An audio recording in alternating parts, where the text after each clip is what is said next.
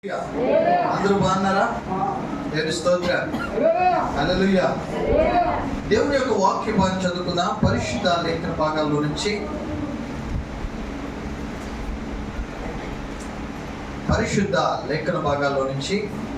హెబ్రీయులకు రాసిన పత్రిక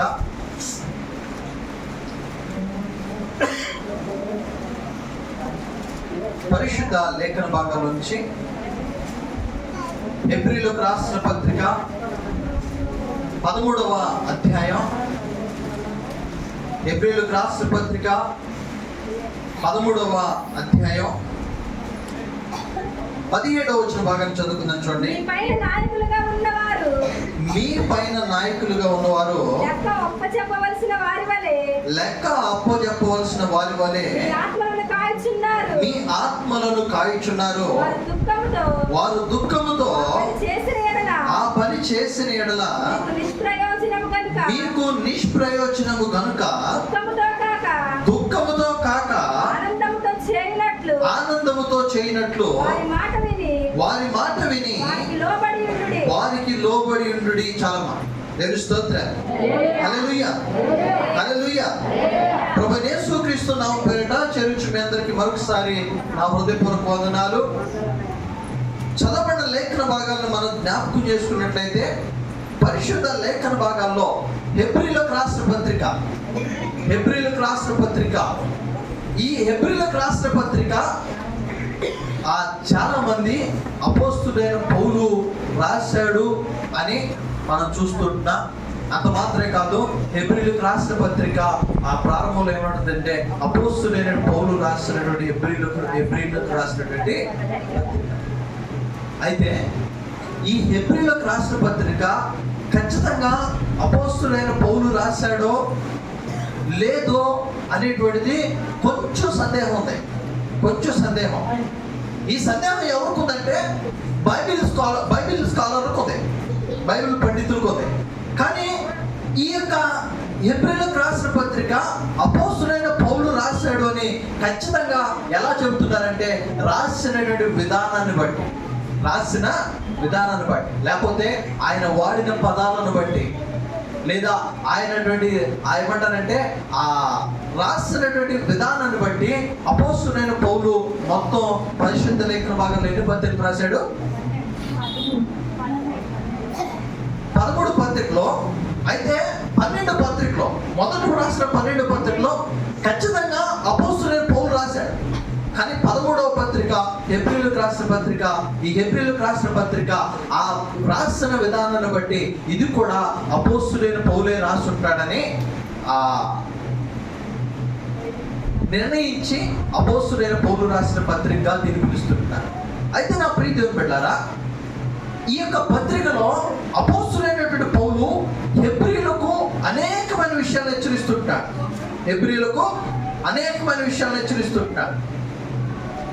ఈ అనేకమైన విషయాల్లో ఆఖరి అధ్యాయం వచ్చేసరికి ఇదిగో దేవుని యొక్క గొప్పతనాన్ని గురించి వివరిస్తుంటాడు. దేవుని యొక్క ఔన్నత్యాన్ని గురించి వివరిస్తుంటాడు. దేవుడు తన బిడ్డ పట్ల దేవుడు చేసే కార్యాల గురించి వివరిస్తుంటాడు. ఒక మాట చదువుకోండి దయచేసి. 5వ వచనం.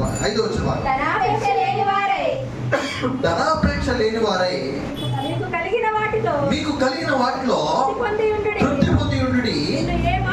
నిన్ను ఏమాత్రమును విడవను, నిన్ను ఎన్నడను ఎడబాయను అని ఆయనే చెప్పారు కదా. కాబట్టి ప్రభువు నాకు సహాయకుడు, నేను భయపడను, నరమాత్రుడు నాకేమి చేయగలడు. చాలమ్మా చూడండి. అప్పుడు ఇది అపోస్తుడైనటువంటి పౌలు హెబ్రీయులకు రాసిన పత్రికలో చాలా క్లియర్ స్టేట్మెంట్స్ ఇస్తూ గొప్ప ఆదరణ కలిగిన మాటలు మాట్లాడుతున్నాడు. చూడండి, ఇక్కడ అంటున్నాడు, ప్రభువు నాకు సహాయకుడు, నరమాత్రుడు నాకేం చేయగలడు.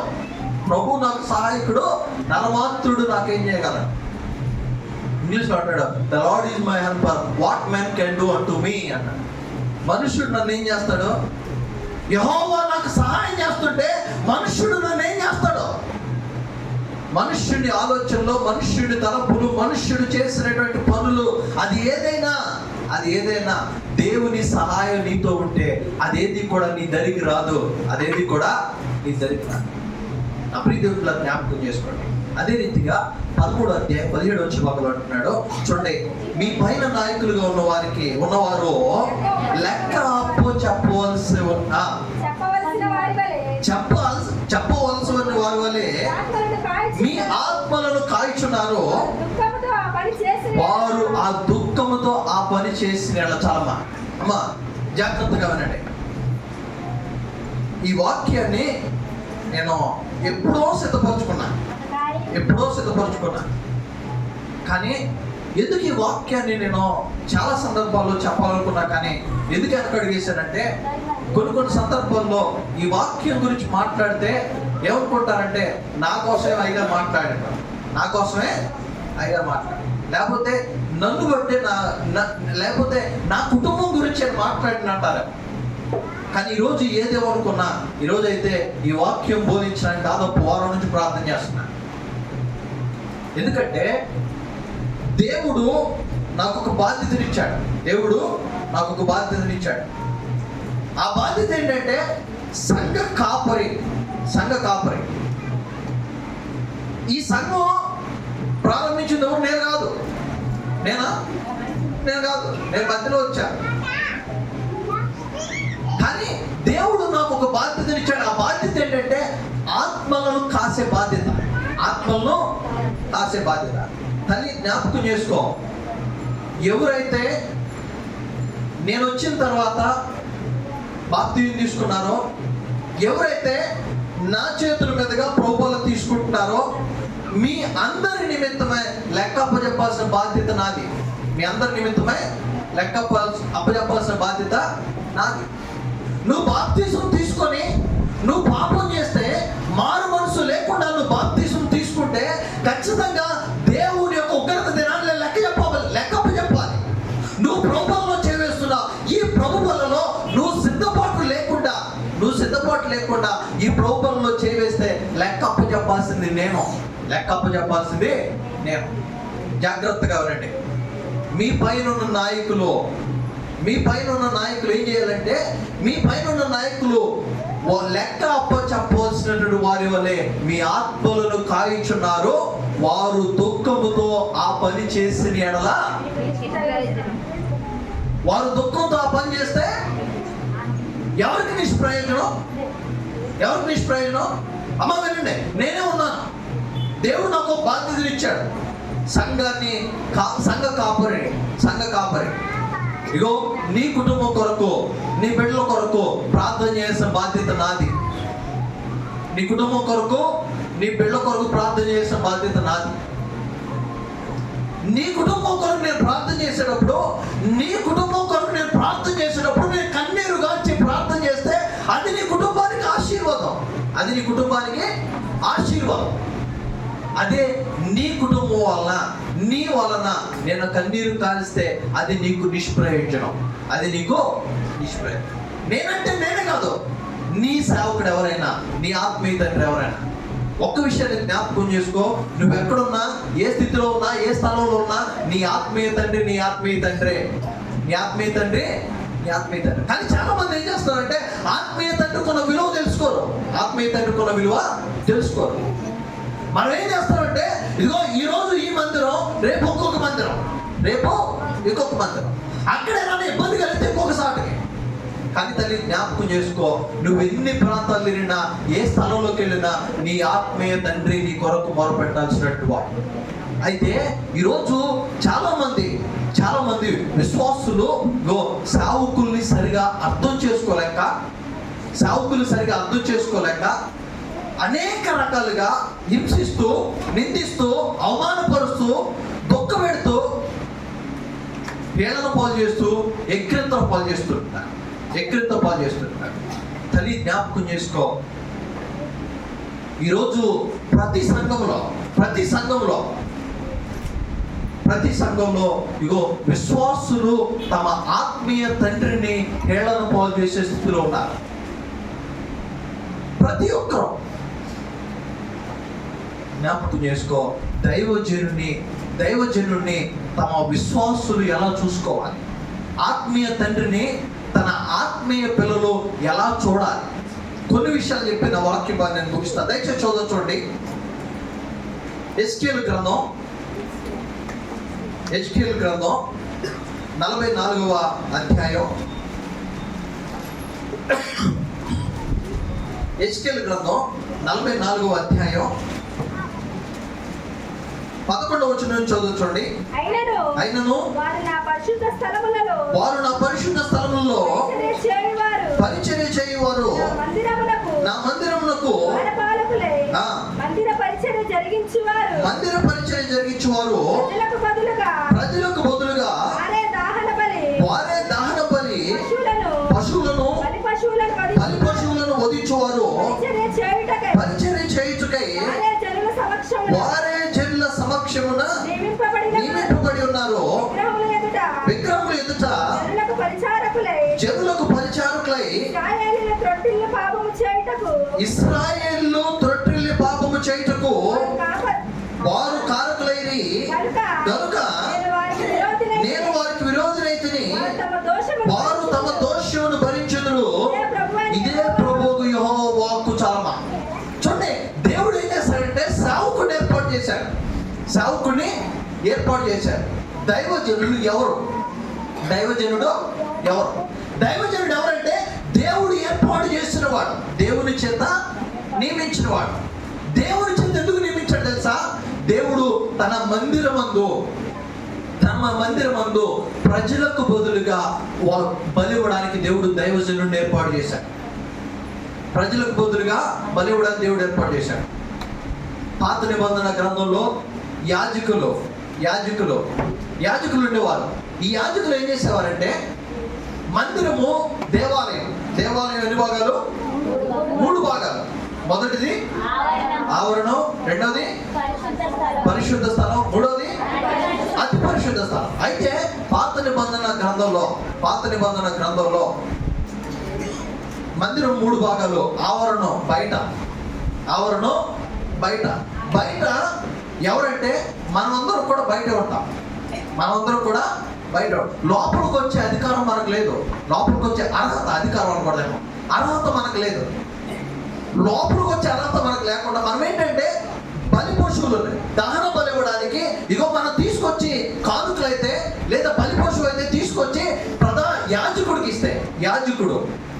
ఇస్తే ఆ యాజకుడు ఎక్కడ ఉంటాడంటే ఆ పరిశుద్ధ స్థలం ద్వారబంధం దగ్గర, గుమ్మం దగ్గర కూర్చుంటాడు. ఆ ద్వారబంధం దగ్గర యాజకుడు కూర్చున్నప్పుడు ఆ ద్వారబంధం యొద్దకు నువ్వు వచ్చి లోపల కాలు పెట్టే అధికారం కూడా నీకు లేదు.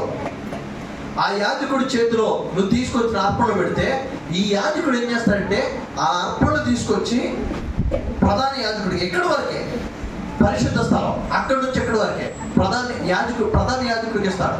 ఆ ప్రధాన యాజకుడు ఏం చేస్తాడంటే అతి పరిశుద్ధ స్థలంలో ఉంటాడు. ఈ ప్రధాన యాజకుడు అతి పరిశుద్ధ స్థలంలో నువ్వు తీసుకొచ్చిన కానుకలు ఏవైతే ఉన్నాయో, నువ్వు తీసుకొచ్చిన అర్పణలు ఏవైతే ఉన్నాయో, ఈ అర్పణ తీసుకొచ్చి ఈ అతి పరిశుద్ధ స్థలంలో పెట్టి ఈ అతి పరిశుద్ధ స్థలంలో నీ కొరకు, నీ కుటుంబం కొరకు విజ్ఞాపన చేస్తాడు. ఇది సేవకుడి బాధ్యత. సేవకుడు దేవుని చేత ఏర్పాటు చేయబడినవాడు. ఎందుకు ఏర్పాటు చేశాడంటే నీ కొరకు ప్రార్థించడం కొరకు, నీ కుటుంబం కొరకు ప్రార్థించడం కొరకు. అయ్యా, నువ్వు మా కుటుంబం కొరకు ప్రార్థన చేస్తున్నావా అనే డౌట్ నీకు ఉందేమో. తల్లి జ్ఞాపకం చేసుకో. నేను ఎప్పుడు కూడా నేను బైబిల్ కాలేజీలో ఉన్నప్పుడు కూడా నేను ఒకటే ఆశతో ఉన్నా. ఏంటంటే, ప్రభువా నీ పరిచర్యలో నేనుంటే చాలు, నాకేదో గొప్ప వద్దు. నిజంగా ఈ రోజు వరకు కూడా నేను ఇదే విషయం నేను చెప్తా. నాకు చాలా మంది జూనియర్స్ ఉన్నారు. వాళ్ళందరూ కూడా అంటారు, ఎక్కడున్నా ఏం చేసినా ప్రభు పరిచర్య చేయాలి. మరణం వరకు, చచ్చిపోయేంత వరకు ప్రభు పరిచర్య చేయాలి. ఎందుకంటే దేవుడు ఇది ఒక బాధ్యత.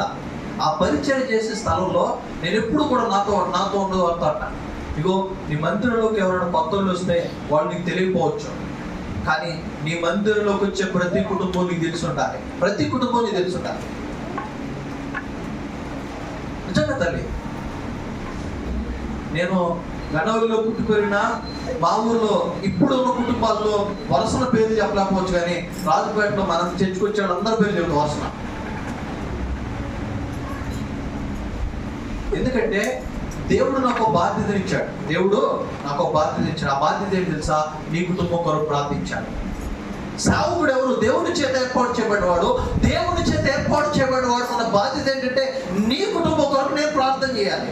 నీ కుటుంబం కొరకు నేను ప్రార్థన చేయాలి. రెండో విషయాన్ని జ్ఞాపకం చేసుకుందాం. చూడండి, 2వ దినవృత్తాంతాలు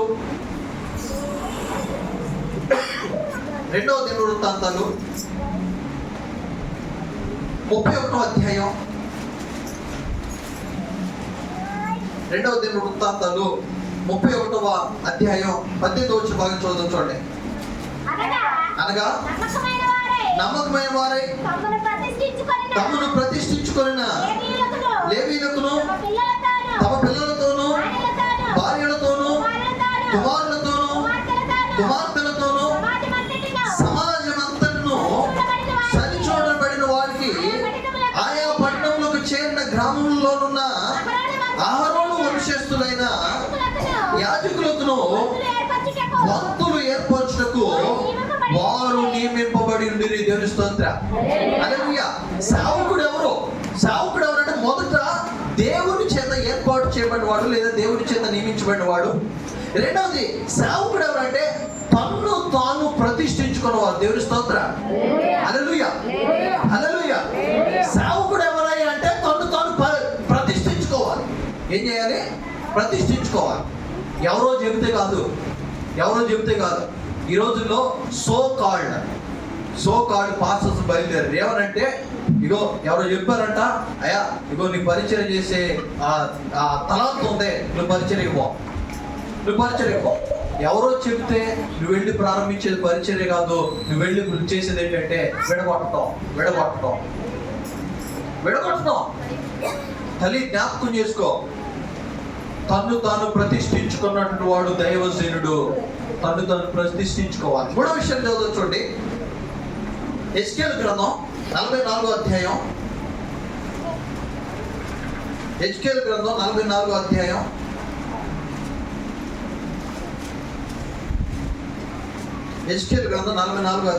23వ భాగం చదువు. చూడండి. ప్రతిష్ఠితము కానిదేదో పవిత్రమైనదేదో కనుగొనుటకు వారు నా జనులకు నేర్పునట్లు జనులు వ్యాజ్యమాడినప్పుడు నా విధులను బట్టి వారికి తీర్పు తీర్చుటకై వారు తీర్పరులుగా నియమింపబడుతున్న. చాలమ్మా. మూడవది దైవజనుడు అనగా ఎవరు? మొదటిదేమో దేవుని చేత నియమించబడినవాడు. రెండవది తను తాను ప్రతిష్ఠించుకున్నవాడు. మూడవది దైవజనుడు ఎవరయ్యా అంటే దేవుని యొక్క వాక్యాన్ని ప్రజలకు బోధించేవాడు. దేవుని స్తోత్రం. హల్లెలూయా. దేవుని యొక్క వాక్యాన్ని ప్రజలకు బోధించేవాడు. తల్లి జ్ఞాపకం చేసుకో, దేవుని యొక్క వాక్యాన్ని నీతో బోధించేవాడు ఇగో దైవజనుడు. ఈ వాక్యాన్ని బోధించాలంటే ఎంత ప్రార్థన ఉండాలి. నిజంగా చాలా మంది ఇగో దేవుని యొక్క వాక్య భాగంలోనే కొన్ని సందర్భాల్లో నేను కూడా ఈ రోజు వరకు వాక్యం సిద్ధపడకుండా ప్రార్థన లేకుండా నిలబడితే నేను వాక్యం చెప్పలేను. ఎందుకంటే ఆ వాక్యం చెబుతుంటే నాలో నాకే డిస్కరేజ్మెంట్ వస్తుంది. ఎందుకో తెలుసా? ఒక లోపల ఒక భయం ఉంటుంది. ఆ భయం ఏంటంటే సిద్ధపాటు లేదు. జ్ఞాపకం చేసుకుంటాను. సేవకుడు ఎవరనగా ఇగో దేవుని చేత నియమించబడినవాడు, తను తాను అప్పగించుకున్నవాడు, దేవుని యొక్క వాక్యాన్ని ప్రజలకు బోధించి ఏది సత్యం ఏది అసత్యం వాక్యం ఏం చెబుతుంది, మనం ఏం చేస్తున్నాం. కానీ ఈరోజు బయలుదేరిన వాళ్ళు ఏం చేస్తున్నారంటే ఒకటే చూపిస్తున్నారు, రెండో చూపించట్లా. ఒకటేంటి? పరిశుద్ధాత్మ దేవుడు, పరిశుద్ధాత్మ భాషలు మాట్లాడుతున్నా. భాషలు ఉన్నాయా బైబిల్ గ్రంథంలో? ఉన్నాయమ్మా. పరిశుద్ధ లేఖన భాగాల భాషలు ఉన్నాయా? ఉన్నాయి. ఖచ్చితంగా 100% భాషలు ఉన్నాయి, భాషలు లేవు అని నేను అన్నాను. కానీ భాషలు మాట్లాడువాడు దానికి అర్థం చెప్పాలి. అపోస్తలుడైన పౌలు అంటాడు, ఇంటికి వెళ్ళిన తర్వాత చదవండి, 1 కొరింథీ పత్రిక 13వ అధ్యాయం అపోస్తలుడైన పౌలు అంటాడు, ఇదిగో మీరు భాషల్లో భాషలు మాట్లాడిన వాడు దానికి అర్థం చెప్పవలెను. అర్థం చెప్పలేకపోతే నోరు మూసుకొని కూర్చో అంటాడు. నోరు మూసుకొని కూర్చో అంటాడు. కానీ మనం ఏం చేస్తున్నాం? భాషలు మాట్లాడు భాషల కొరకు ప్రార్థన చేస్తాం. కానీ తల్లి జ్ఞాపకం చేసుకో, నీ ప్రవర్తన దేవుని దృష్టిలో సరైనదైతే దేవుడు నీకు భాషలు ఇవ్వడా? నువ్వు ప్రార్థన చేసేది ఏంటమ్మా? నువ్వు దేవుని యొక్క నామానికి అనుగుణంగా ఉంటే భాషలు మాట్లాడే గొప్ప వరాన్ని దేవుడు ఇవ్వడా? ఎన్ని వరాలు ఇచ్చాడు దేవుడు మనకి? ఎన్ని అనేకమైన వరాలు ఇచ్చాడు. కుటుంబంలో మేలు చేస్తున్నాడు. ఇగో మనం మోకరించి ప్రార్థించి, అయ్యా నాకు ఈ అవసరం ఉంది ప్రభు, దీన్ని తీర్చమంటే దేవుడు తీర్చట్లేదా? బలహీనంగా ఉన్నానయ్యా బలపరచమంటే దేవుడు తీర్చట్లేదా? లేఖన భాగాలు సెలవిస్తుంది, నువ్వు అడగక మునిపే నీ అవసరతలన్నీ కూడా ఆయన ఎరిగినవాడు. నీ అవసరతలన్నీ కూడా ఆయన ఎరిగినవాడు. తల్లి జ్ఞాపకం చేసుకో, సేవకుడు ఎవరయ్యా అంటే దేవుని యొక్క వాక్యాన్ని తన ప్రజలకు బోధించేవాడు. ఇగో సత్యం ఏది సత్యం? వాక్యం సత్యము. ఆ వాక్యం ఈరోజు నీ చేతిలో నా చేతిలో ఉంది. తప్ప రైటా కంపేర్ చేసుకో. గుడ్డిగా నమ్మొద్దు. తల్లి జ్ఞాపకం చేయాలి. దైవజనుడు ఎవరనగా 3 విషయాలు. మొదటిది, దైవజనుడు దేవుని చేత నియమించబడినవాడు. రెండవది, తను తాను ప్రతిష్ఠించుకున్నవాడు. మూడవది, దేవుని యొక్క వాక్యాన్ని ప్రజలకు బోధించేవాడు. మరొక విషయాన్ని జ్ఞాపకం చేసుకుంటే, దైవజనుడు పట్ల విశ్వాసులు ఎలా ఉంటారు?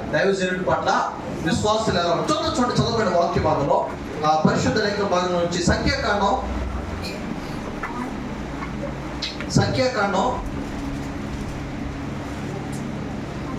12వ అధ్యాయం. సంఖ్యాకాండం 12వ అధ్యాయం 7వ వచనం నుంచి చదువుకోండి. నేను గూఢ భావములతో కాదు అతనితో మాట్లాడుదును. అతడు యెహోవా స్వరూపమును నిదానించి చూచును. కాబట్టి నా సేవకుడైన మోషేకు విరోధముగా మాట్లాడుటకు మీరు ఎలా భయపడలేదనెను. యెహోవా కోపము వారి మీద రగులు కొనగా ఆయన వెళ్ళిపోయిన. చాలమ్మా, దేవుని స్తోత్రం, హల్లెలూయా. సేవకుని పట్ల విశ్వాసులు ఎలా ఉండాలంటే, మొదటిది, సేవకుడిని, నా ప్రియ దేవుని బిడ్డలారా, సేవకుడిని విశ్వాసి అవమానపరచకూడదు.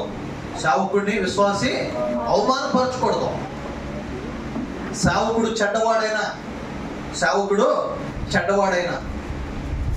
సేవకుడు ప్రార్థన చేయని వాడైనా, సేవకుడు వాక్యం చెప్పని వాడైనా, సేవకుడు నీ ఆత్మీయ తండ్రిని నువ్వు అవమానపరచకూడదు. నన్ను బట్టి నేను వాక్యం చెప్పట్లా. సేవకుడు అవమానపరచొద్దు. సేవకుడు తక్కువ చేయొద్దు. సేవకుడు ఎవరైనా సేవకుడే.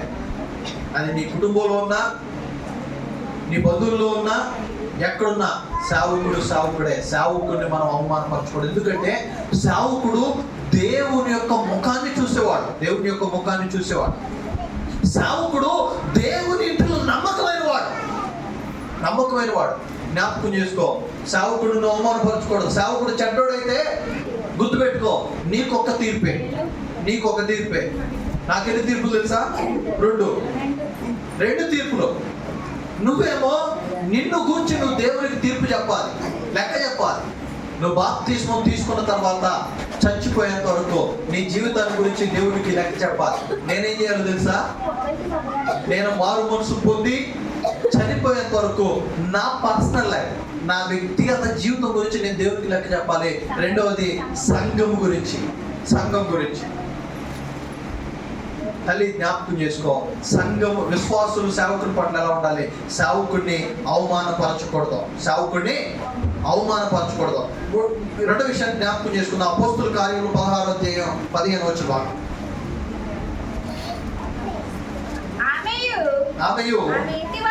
ఆమె ఇంటి వారును బాప్తిస్మము పొందినప్పుడు ఆమె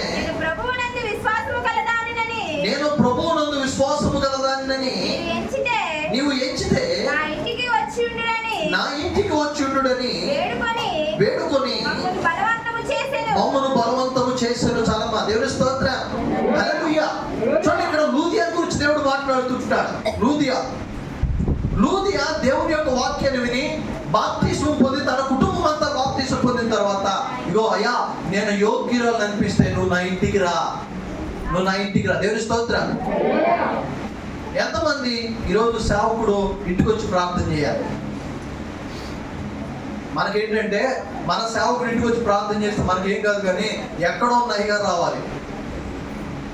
చాలా మంది అంటుంటారు, అయ్యా గద్దించి ప్రార్థన. తల్లి జ్ఞాపకం చేసుకో, నీ సేవకుడు ఎలా ప్రార్థన చేసినా నీ కుటుంబం ఆశీర్వదించబడుతుంది. సేవకుడు తమ ఇంటికి రావాలని విశ్వాసులు కోరుకోవాలి.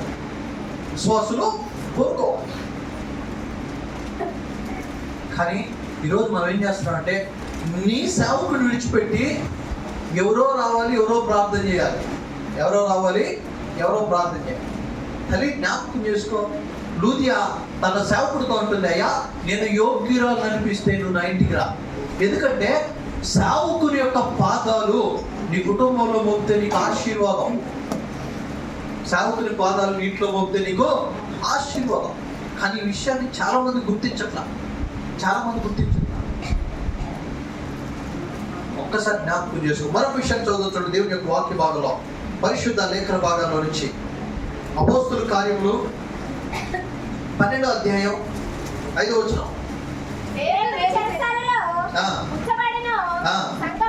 సంఘమైతే అతని కొరకు అత్యాసక్తితో దేవునికి ప్రార్థన చేయించుంటారు. చాలా మంది చూడండి, దేవుని యొక్క వాక్య భాగంలో మనం జ్ఞాపకం చేసుకుంటే సేవకుని పట్ల విశ్వాసులు ఎలా ఉండాలి? మొదటిది, సేవకులను అవమానపరచకూడదు.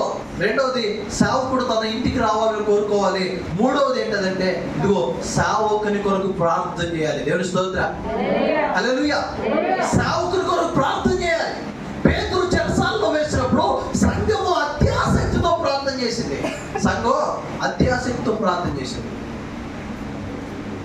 ఒక్కసారి నిన్ను పరీక్షించుకో.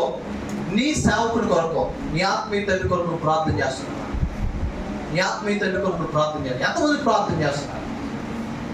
ఎంతమంది ప్రార్థన చేస్తున్నారు తల్లి? జ్ఞాపకం చేసుకో.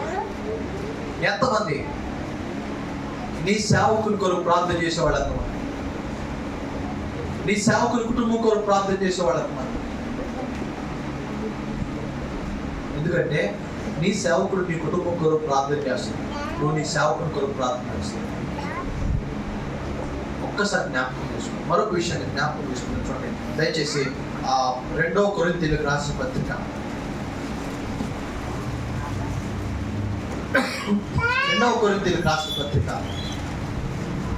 8వ అధ్యాయం.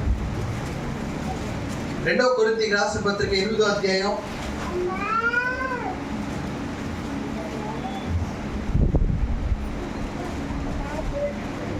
3వ వచనం చదువుకోండి.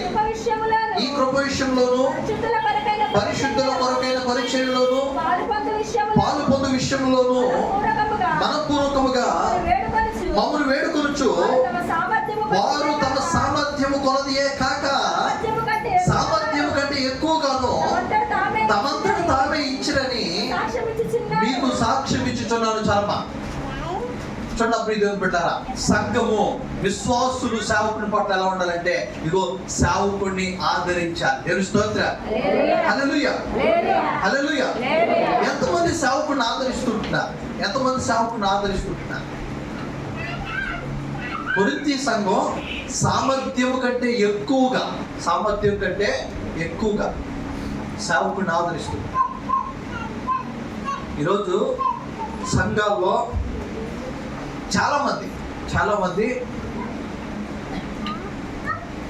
సంఘాల ద్వారా ఆదరించబడి గొప్పగా తిరిగే వాళ్ళు ఉంటే, సంఘం వలన ఆదరణ లేని వాళ్ళు చాలా మంది ఉన్నారు. సంఘాల వలన ఆదరణ లేని వాళ్ళు చాలా మంది ఉన్నారు. సంఘం వల్ల ఆదరించబడే వాళ్ళు చాలా మంది ఉన్నారు. ఎందుకంటే సంఘంలో నుంచి సపోర్ట్ లేదు. సంఘంలో నుంచి ఆదరణ లేదు. ఇగో పేరు ఆత్మీయ తండ్రే కానీ దశమ భాగాలు లేవు.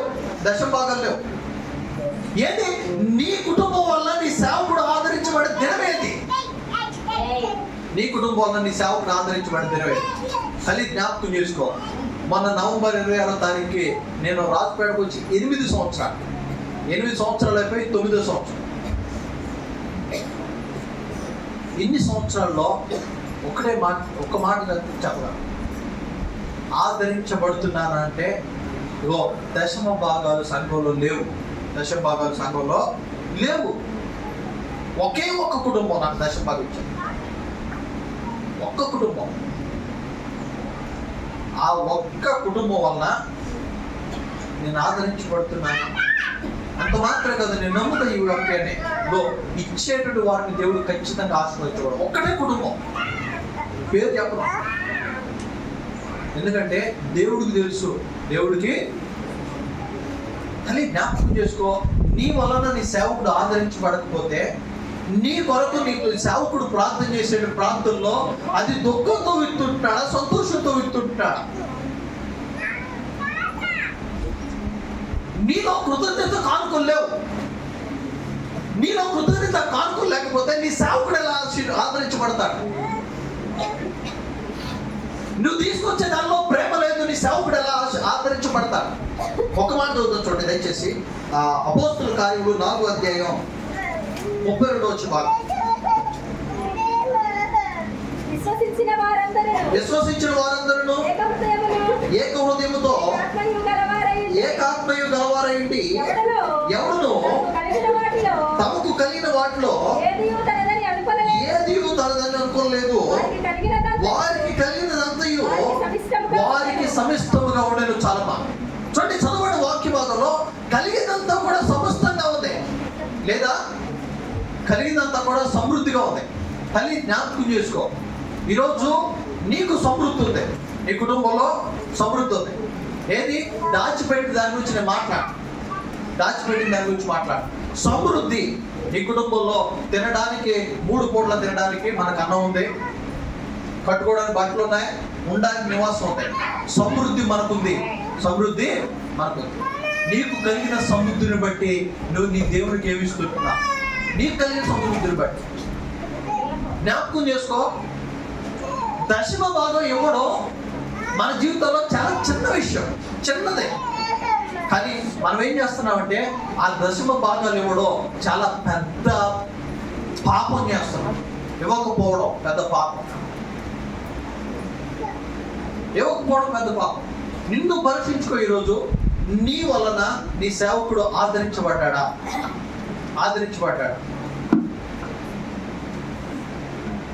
దాని అర్థం ఏంటంటే సేవకుడు దీన స్థితిలో ఉన్నాడు, అడుక్కునే స్థితిలో ఉన్నాడు అని కాదు, కానీ సమృద్ధి ఉంది. కానీ ప్రతి ఒక్కటువంటి యొక్క ఆదరణ సంఘం వల్ల సేవకుడు కావాలి. సంఘం వల్ల సేవకుడు పోషించబడకపోతే మొదట ఆ సేవకుడి కుటుంబంలో సమాధానం ఉండదు. రెండోది సేవకుడు సంఘానికి కూడా ఆశీర్వాదం ఉండదు. ఎక్కడో విషయాలు పక్కన పెడతా, కానీ మన సంఘంలో వారికి నిజంగా ఇచ్చే విషయంలో మనందరం ఎనుకున్నాం. తల్లి గుర్తుపెట్టుకో, నువ్వు ఇచ్చేటువంటి దానిలో నువ్వు ఎంత ఇస్తున్నావు అన్నది కాదు, ఇచ్చే విషయంలో నువ్వు చేయి చాపితే దేవుడు గొప్ప మేలు ఇస్తాను. ఒక మాట చదువుకోండి దయచేసి. గలతీయులకు రాసిన పత్రిక 6వ అధ్యాయం 6వ వచనం. వాక్యోపదేశము పొందువాడు ఉపదేశించు వానికి మంచి పదార్థములన్నింటిలో భాగమియ్యవలెను. మోసపోకుడి, దేవుడు ఎక్కరకూడదు, మనుష్యుడు ఏమి విత్తును అదే పంటను కోయును. చాలా చూడండి, చదవబడి వాక్య భాగాన్ని జ్ఞాపకం చేసుకోండి. ఇదిగో వాక్యోపదేశము పొందువాడు ఉపదేశము చేయువానికి మంచి పదార్థములన్నింటిలో భాగాలు ఇవ్వాలి. దేవుని స్తోత్రం. నీ మంచి పదార్థాల్లో నీ వాక్యోపదేశము చేసేటువంటి నీ సేవకునికి నువ్వే భాగం ఇస్తున్నావు. ఏ భాగం? కేవలం డబ్బుల గురించి మాట్లాడలా. మంచి పదార్థాల్లో నువ్వు ఇచ్చే భాగం ఏంటి? అమ్మా జ్ఞాపకం చేసుకో, నిన్ను నువ్వు పరీక్షించుకో. నీ వలన నీ సేవకుడు ఆశీర్వదించబడుతున్నాడా? నీ వలన నీ సేవకుడు పోషించబడుతున్నాడా? ఒకసారి నిన్ను పరీక్షించు. ఎప్పుడు నేనంట పర్సనల్ గా ఒకసారి మనం క్వశ్చన్ చేసుకుందాం. కుటుంబ పరంగా, పర్సనల్ గా కుటుంబ పరంగా, నీ కుటుంబం నా కుటుంబం వలన నా సేవకుడు పోషించబడుతున్నాడా?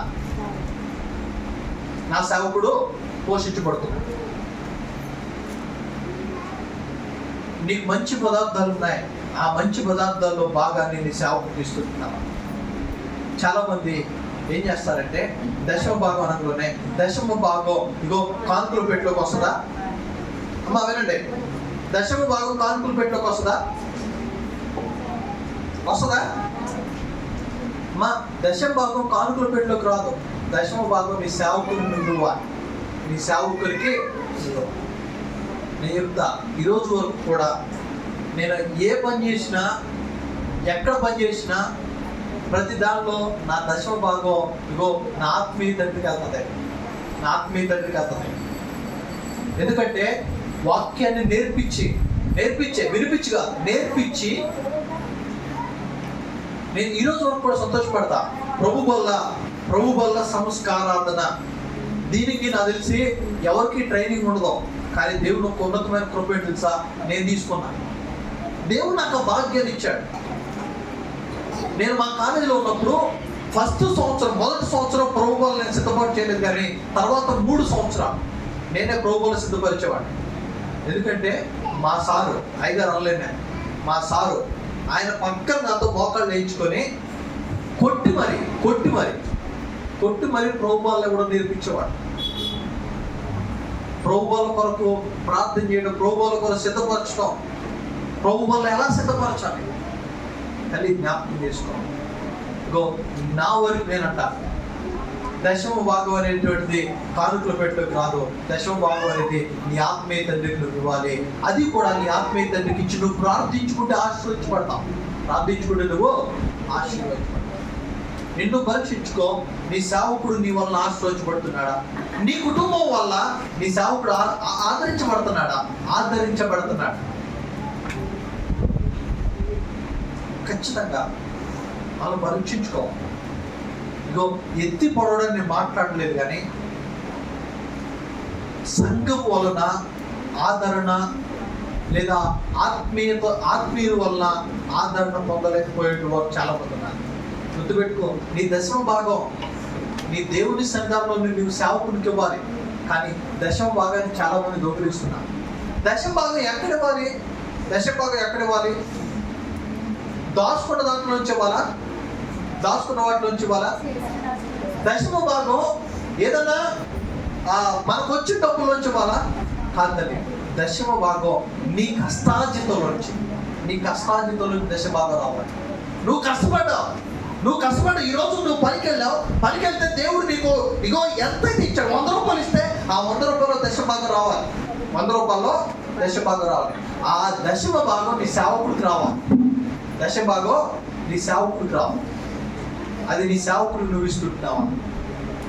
నీ వలన నీ సేవకుడు ఆదరించబడుతుంటున్నాడా? ఇంకొక మాట, ఆఖరికి ఒక మాట జ్ఞాపకం చేసుకుందాం, తర్వాత నా వాక్య భాగం ముగిస్తుంది. దయచేసి ఫిలిప్పీయులకు రాసిన పత్రిక 2వ అధ్యాయం 29-30 వచనాలు. నా ఎడల మీ ఉపచర్యలో ఉన్న కొదువును తీర్చుటకై అతను తన ప్రాణమును లక్ష్య పెట్టక క్రీస్తు యొక్క పని నిమిత్తము చావునకు సిద్ధమై ఉండెను గనుక పూర్ణానందముతోను ప్రభువునందు అతన్ని చేర్చుకొని అతడిని గణపరచుడి. దేవుని స్తోత్రం. ఆఖరిగా సేవకుడిని మనం గణపరిచేవాడు అన్నమాట. ఎందుకంటే ఎందుకంటే తన జీవితాన్ని సమర్పించుకొని చావుకైనా వెనకాడకుండా ప్రతి విషయంలో దేవుడితో మీ కొరకు దేవుడితో పోరాడుతున్నట్టు సేవకుని మనం కనపరచాలి. నీ సేవకుడు కనపరుస్తున్నావా? తల్లి జ్ఞాపకం చేసుకో. ఇంకొక మాట చదువు. 1 తిమోతికి రాసిన పత్రిక 5వ అధ్యాయం 17వ వచనం. బాగుగా పాలన చేయి పెద్దలను విశేషముగా